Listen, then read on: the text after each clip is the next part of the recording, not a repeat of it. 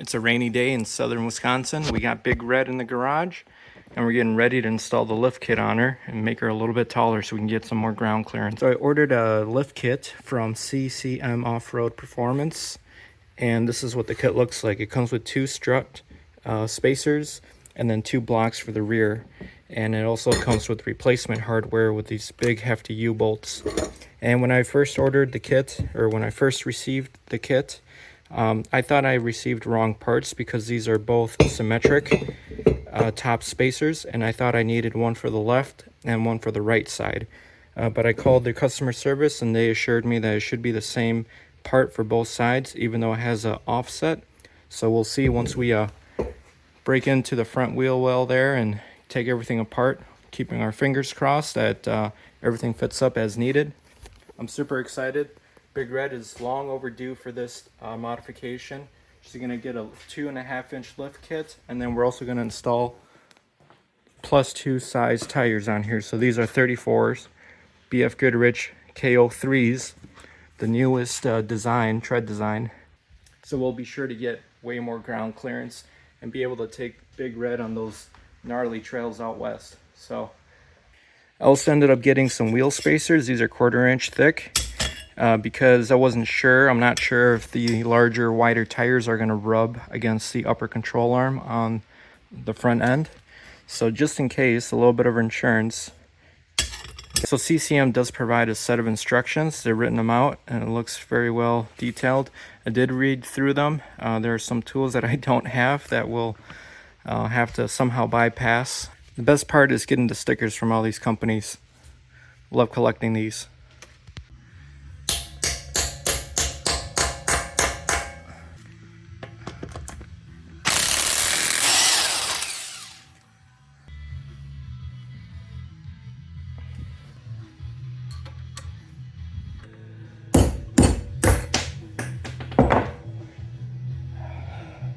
Got it out. So Ford has this 2-piece lug nut design where you have the steel inner core and then you have an outer aluminum shell that helps to protect from corrosion and stuff, but it's a terrible design because these things swell up. You get swollen nuts with these Ford trucks. So you gotta pound a undersized socket into the lug nut, torque it off, and then you have to pound the lug nut out of your socket. So I'm gonna have to do that for each lug nut.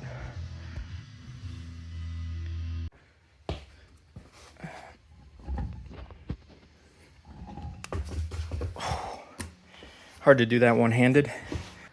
So that's what the inside of the wheel well looks like on a Ford F150 2018. A lot of dirt. It's the first time I see it on this truck.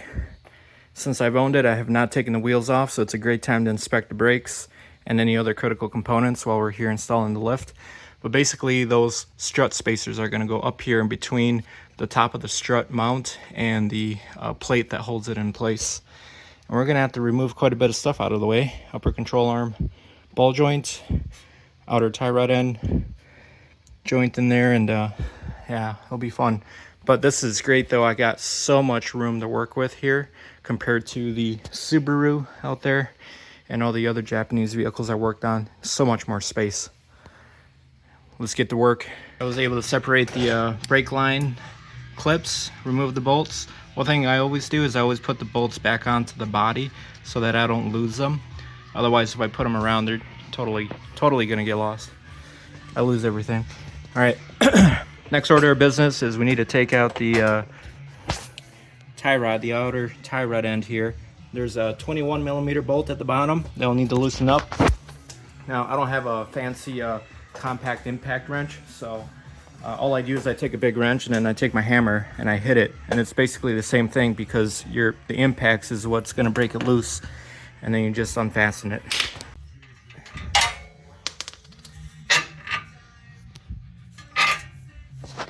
That one's out. Next one is this one, and then before that one comes completely off, I need to make sure that all these cables are out of the way, and also that I can somehow like hook this onto here with some sort of strap so it doesn't just fling out and tug on these brake lines. But Here's the bottom of the strut. We're gonna have to take these bolts off from the bottom off, and then we'll have to loosen up the bolts on top.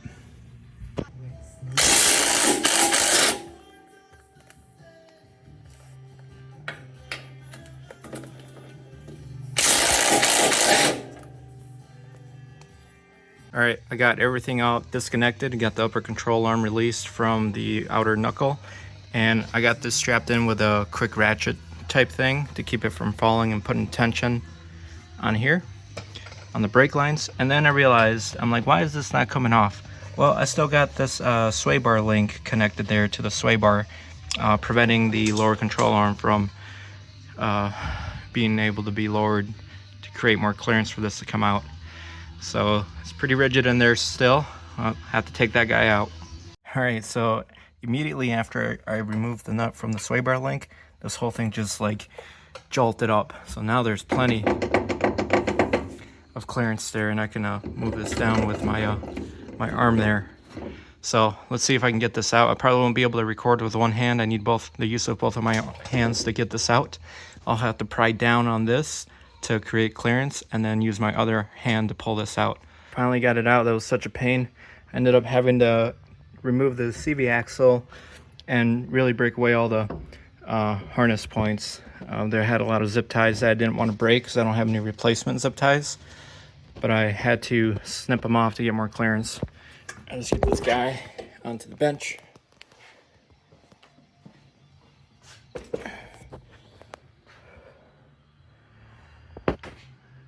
Here's the strut. It's placed on top. It's not fully seated yet or fully bolted on, but that's what it looks like. It's gonna be a pain to get that back on because now we've added 2.5 inches of height. Oh boy. So at this point, I attempted to reinstall the strut with the lift spacer, and there was just not enough clearance to get this unit back in. So I did have to end up removing the bolts from the bottom of the strut to get more clearance.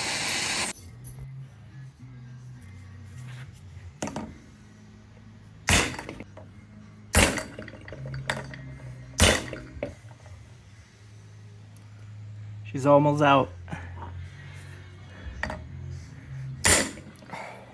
Yeah. All right. Broke the studs loose. You can see the splines where it interferes with the hole. So we'll take these out and we'll be able to get more clearance in there to put this whole thing up in there. Now, I also decided to install a pair of rough country rear shocks. I figured since I was going to be there doing the work, I might as well and get a better ride quality. I decided to go with the BF Goodrich KO3 all-terrain tires. These are the new tread design that supersede the KO2 tires. And from everything I've read, they're supposed to be some of the best, so that's what I need when I'm out in remote wilderness areas. I need to be self-reliant, and I felt that this was the best choice for the type of off-road trails that I was going to be doing. Now, this Ford truck came stock with some Goodyear tires all seasons, but they absolutely suck. They're trash. And with the amount of miles on them now, they're starting to show signs of wear and cutting. So it was definitely time to replace these.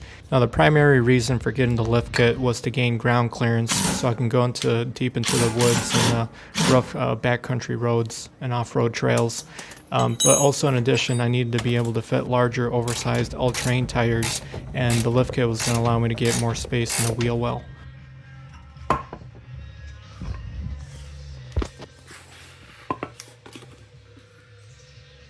Now, installing these rear shocks were a piece of cake and totally worth it. The ride quality of the truck is way better now, even with the lift kit.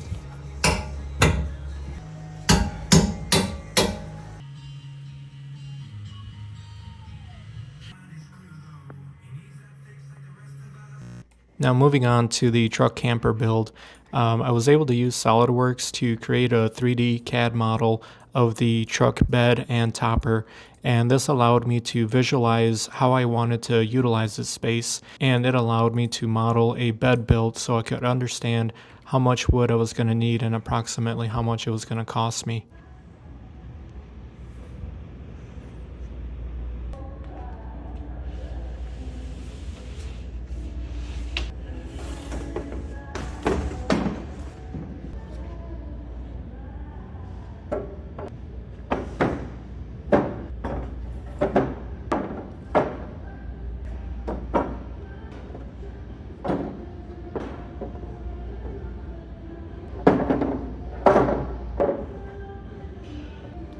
Now, by this point in the shopping process, it was noticeable to me how much I underestimated how much wood I was going to need for this project. I was quite surprised, but as you can see here, it takes quite a bit just to build something like this. Now, the first thing I did with this build is cut the 3/4 inch plywood sheets with a circular saw. This allowed me to better visualize the overall length and width of the bed that I was going to build. I then created a frame with the overall dimensions of the length and width, and then I threw it on the truck bed to see how it would look like and to see if I needed to create any other cuts for clearance with the wheel well. After building the bottom frame, I built the top frame and then attached it with some studs all the way around, and I incorporated a clearance cut on the left side of the bed so it could clear the wheel well of the truck. The idea behind the design of this bed was that I'd be able to utilize the space inside of it as a almost like a closet or storage area where I could keep all my gear, clothing, and other essential things throughout long-term travel. All right, progress is going. I made a few mistakes, but it's all right. Here's the build so far. This is the main frame. Here's where the bed is going to go on, and I made some cubicle compartments where I'm going to be able to store clothes and gear and stuff. And now I'm just putting the sheathing around. I got to cut another piece for the back end over here, and then I got to make holes for the drawers or for the doors to access that from the top, because I don't want to use any hinges.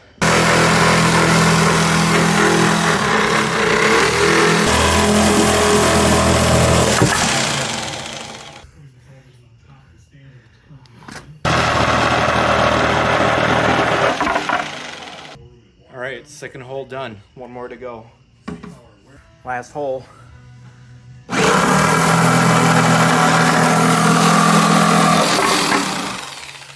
The closet's done. Closet and the bed.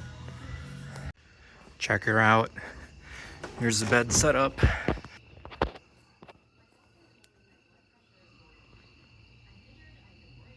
Hey, it's pretty late at night. Getting pretty tired. Been pulling a lot of late nights to get this done. Only got a leave in about a week and a half, so I got to get this up and going. Today we're working on the other side. We finished up the bed yesterday.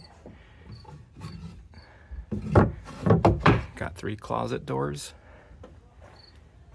and now I got to frame this up. I'm gonna make it so it's kind of lines up with that ledge. Here's an after video shot of Big Red lifted with the new tires on there. She's standing pretty tall, is looking very good. Looks like a real truck now. And just getting set here for taking off tomorrow. Finished off the interior here. Got the bed area, kitchen area. And now I'm trying to sort out all my fishing gear. Trying to pick the best stuff for trout fishing.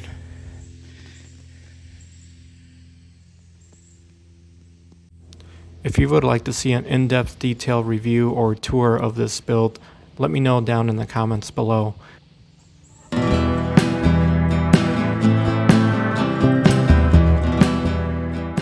You don't need a fully built out off-road machine to overland and camp in remote areas. With this basic setup I have made, I am confident that you'd be able to make it to 80+% of trails in North America. Influencers online will make you feel like you need a fully decked out, top-of-the-line off-road machine. The simple truth is, all you really need to off-road 80 to 90% of trails and camp comfortably is a full-size truck with a bed size large enough for you to sleep in. That's it, and anything extra is just gravy. But if you really want to be fully confident in your off-road camping rig, you will most definitely want to install a lift kit and oversized all-terrain tires. I made this build in preparation for a solo road trip out west, where I traverse through Colorado and Utah.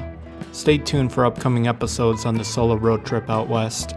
I'll have epic hiking adventures and backcountry remote overland camping. Like and subscribe if you enjoyed this video, and as always, get out and pursue adventure.